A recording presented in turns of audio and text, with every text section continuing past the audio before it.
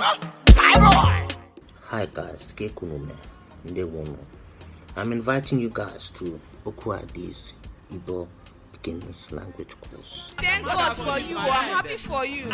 This course has been designed to be as immersive as possible, giving you the chance to speak and understand Igbo as soon as possible.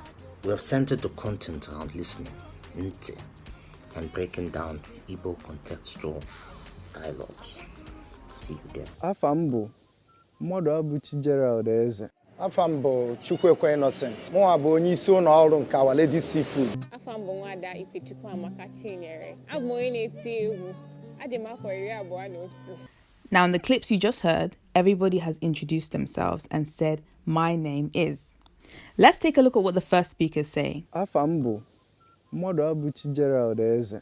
Afambo, mmadụ abụchi Gerald Eze.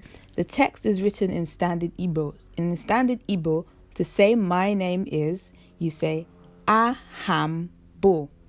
Aha means name. Is the pronoun for me, and bo means is. Try introducing yourself by name to the person sitting next to you. So that's the kind of thing that we'll be doing in the lesson. We'll be going into further detail and explaining some dialectal differences.